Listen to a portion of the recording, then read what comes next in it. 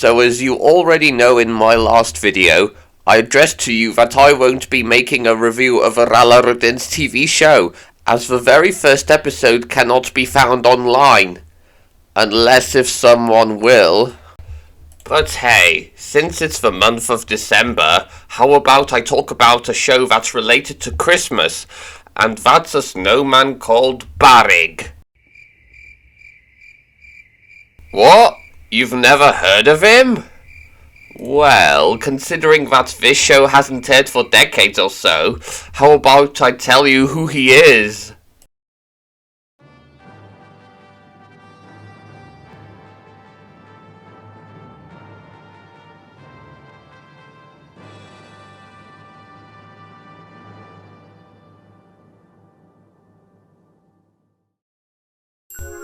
Barrug was a Welsh live-action children's series that was first aired somewhere in November of 2003, I presume, and was pitched by the idea of Margiad Roberts, who you already know her as the author of the Tekun Tractor books, which, ironically enough, was also produced by the same company, Apollo, as there are a few people from Tekun who also worked on this show. Unlike the other shows I talked about, with the one I was going to talk about but didn't, Barrug wasn't based on any sort of book whatsoever. But from what I can see, he might have been inspired by two of the books by Gwyneth Glynn featuring a snowman called Bolwyn, which the illustrator of the Tekun Tractor books also worked on. Now, of course that Barrug isn't related to the books featuring that snowman, but it's likely that Margiad saw the two books and thought of a show featuring a talking snowman. But hey, that's just my guessing. The premise for this series is that it stars a brother and a sister named Fionn and Thomas, who are very quarrelsome over the most of things. Where in the first episode, they are fighting over a snow globe called a Storomera, which is Welsh for the snowstorm, mind you, which they've discovered until now. As Fionn and Thomas argue to who gets to keep the snow globe, Fionn wins over it, claiming a Storomera to be hers to keep. Thomas, jealous over this, has many attempts to steal the snow globe from her, just so he can be the one to keep it. And we can also hear the first and only time Scooby-Doo speaking in Welsh. No, literally. There's a Scooby-Doo doll which acts as a security device in Fionn's room and speaks like a security alarm. Hey, fi'n dy weld i. Hey, fi'n dy weld i.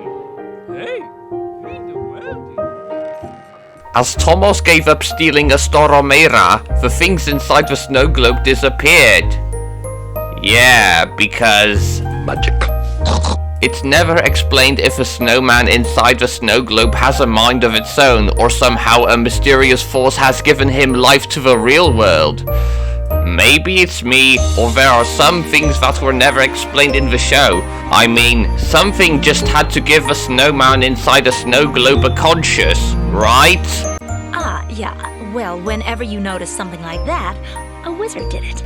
So the next morning, Fionn finds out that the snowman inside the Storomera has disappeared and blames Thomas for stealing it, causing the two of them to scuffle. But as they are fighting, they notice outside that it has been snowing and the snowman from the snow globe has been given life. Fionn and Thomas rush outside and meet up with the snowman. The snowman introduces himself as Barik and starts playing with the two. Yay, how fun! Fionn, Thomas and Barik have fun dancing in the snow in slow motion and have a snowball fight, with Barik getting his bum hit by snowballs. Very funny. And did we also have to see a shot of his crotch while a snowball hits his rear? So, after all that fluff, Barik shows the two kids his home, which is in his shed, which might have been taken over their own shed, or not.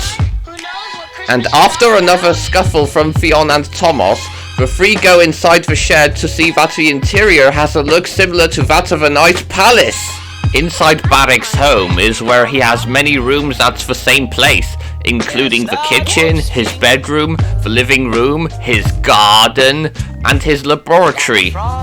Soon, Fionn and Thomas once again quarrel over wanting to get the red ice lolly, to which Barik had enough of their arguments as he warned them earlier to stop, and as a punishment, he literally freezes the two a la Anna's supposed death from Frozen.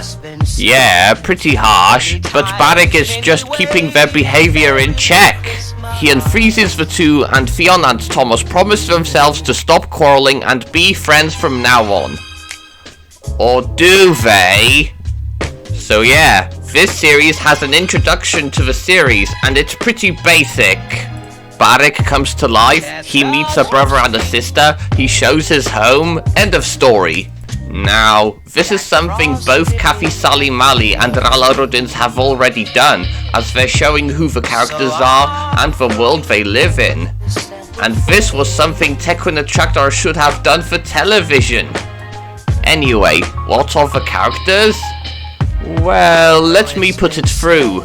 Barik is a snowman who once lived in the Storomera snow globe, until a wizard transported him to the real world and took over the two kids' shed and covered the interior with snow. As you can see, he is a fun-loving snowman who likes playing around with Fionn and Thomas and loves to ride his scooter to town.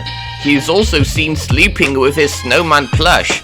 So does that make him a snowman child? Yeah, he's just a snowman with a mind of a child playing with toys and hangs most of his time with Fionn and Thomas. But don't forget, he can be mature at times as he is a bit strict at times and isn't afraid to admit his mistakes. He's basically Frosty the Snowman, but became sentient not being awakened by an object, but somehow using his magic to become alive. His powers come from his hat, which is full of magic. He can use it to freeze things, change himself into liquid, almost like the T-1000, and disappear. Oh, right. Barik uses his magic hat in most episodes whenever a problem in the story occurs, so it's basically a MacGuffin device to the show. It can also be vulnerable, as it can also cause a problem, like when Barik accidentally melted a snowman Fionn and Thomas just built, thinking it would come to life. Not to mention, the hat has a mind of its own, whereas in the episode Barikitis, it is shown flying and can somehow know the address of Dr. Ya's home. Its origins were never explained in the show, other than it was with Barik inside the Storomera snow globe, which as seen in the intro, it is a snowscape with hills, along with an Eskimo pulling a sled, and on top of one of the hills was a regular snowman next to a shed, where it landed on top of the snowman's head and transforms into Barik himself. And that was never explored in the show at all. Yeah, it's possible that a Storomera has a snowscape inside of it as seen in the intro, and the snow globe was never mentioned again after the first episode, as there's no trace of continuity. Back to the characters. Barik's home, which is his shed, is filled with rooms squeezed in one place. Plus, I love how they are being creative with his home. On the outside, Barik's home is just a normal looking shed with a circular window on it, but in the inside, it's a nice palace-esque place with every room at once. This is kind of similar to the TARDIS from Doctor Who, which yes, I know I'm still not into it anymore, where the police box is small outside and that the inside is just a huge location with the console room as the main hub, which I think the people behind the show took notes from before the series was revived 2 years after, but that's just my guess again. Fionn and Thomas, however, they are another story. These two were described as a brother and sister fighting over things by the narrator. As Fionn and Thomas kept on fighting, they have been warned by Barik and made a truce to stop fighting. But in later episodes...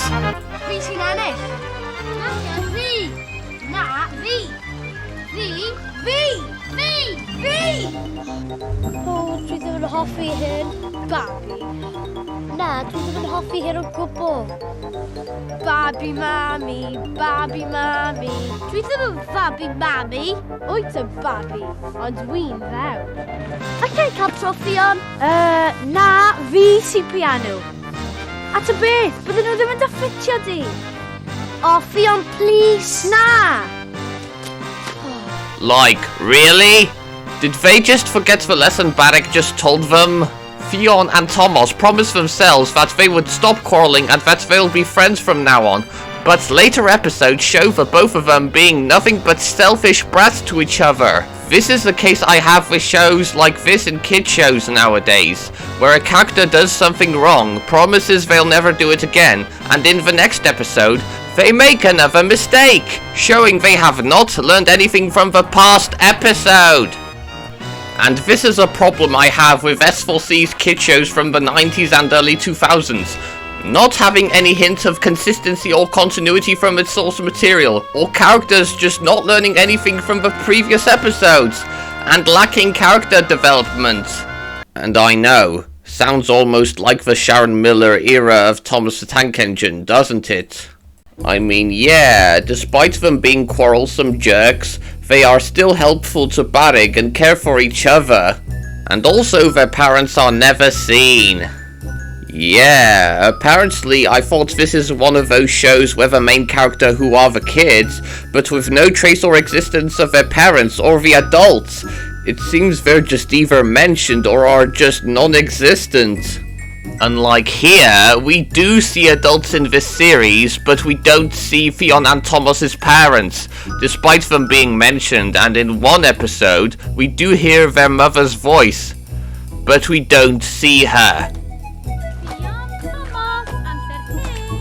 Speaking of adults, the show has its own main antagonist called Hopkin Hughes.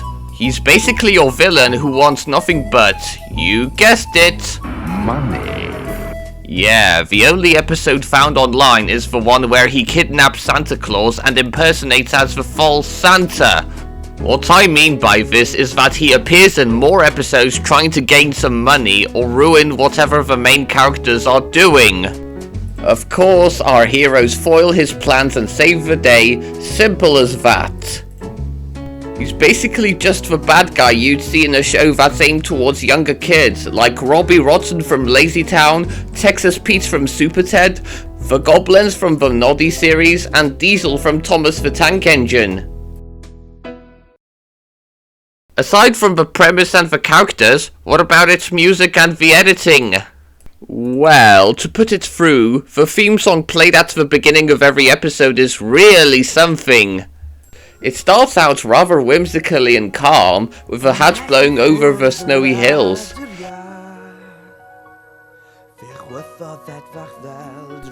But once the hat transitions over the camera to the next scene, the drums and guitars start kicking in, giving us a banging tune.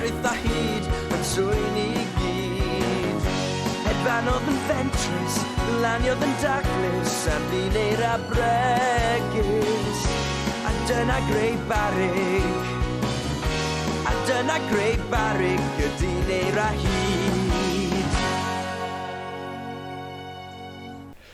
Of course, the singer in the intro, believe it or not, is Iwan Rheon, who has recorded a few EPs, and I can't believe I'm saying this, is the actor who played Ramsay Bolton from Game of Thrones. Yeah, the singer from the intro of Barik is the same guy who played as a character from Game of Thrones. That is insane. Not to mention, he was also in an episode of Family Guy playing the roles of George Harrison and John Lennon from the Beatles. Hey, before you tell us, I'm gonna go and smoke 1,000 cigarettes. And I'm gonna move to New York City and walk in and out in a building. As for the soundtrack of the show, it's pretty basic orchestral music, especially with a variation of a theme song playing in the background in every episode. As for the editing itself, the show uses some CGI and green screen, especially with the boots which spread out snow in scenes like this. Yeah, not edited very well. And dear God, this is the worst take on Santa's sleigh I've ever seen. His sleigh just slides across the screen, and you can see that it's a still image as Santa doesn't move until he is in place, and we don't even see any of his reindeer. We don't see Rudolph, Dasher, Dancer, Prancer, Vixen, Comet, Cupid, Donner, or even Blitzen. And his quote-unquote sleigh appears to be made out of a bed painted red, and is filled with toys when they're supposed to be wrapped in presents and in his sack, which he doesn't have. I mean, at least in Apollo's other show, we do see Santa's sleigh in full and move like it should, and his reindeer, despite being only 4 of them, and his presents are in his sleigh instead of them being exposed. I mean, yeah, this show doesn't have a higher budget like Tequila Tractor, but the people working on this are doing what they could. Oh, but how can I forget the narrator? Yes, there is a narrator in the show. So, the woman doing the narration is Sharon Morgan, as you can see in the credits here. She's basically telling the audience what's happening, and even asking what the characters are doing, and even reacts to what the characters are doing. Plus, the characters can even interact with the narrator. Now, this isn't a strange thing, as this is a common thing with kid shows, where the narrator and the characters talk to each other, and ask each other questions.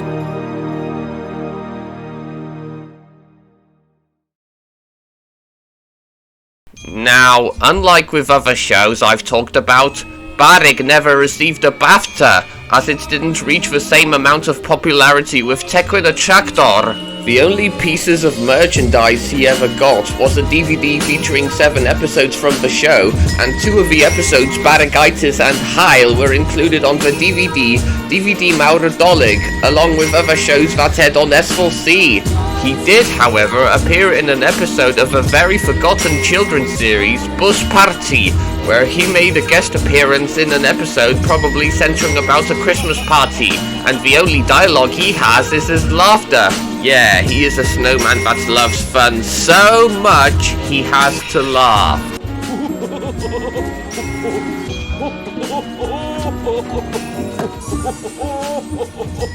O Thomas a Fion wrth I bodde.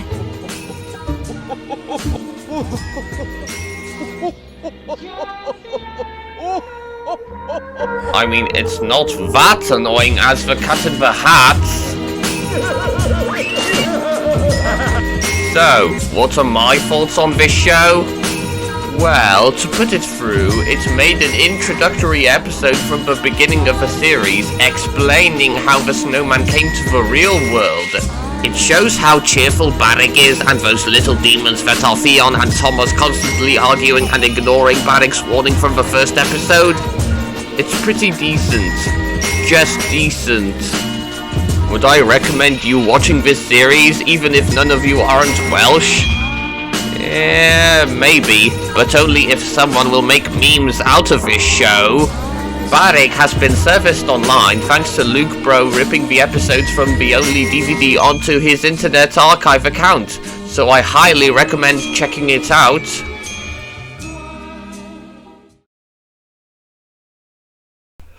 As for the next video, it's not going to be a single show I'm talking about. Instead, I'm going to be discussing the integrity of Welsh dubs and how they help Welsh kids understand Welsh.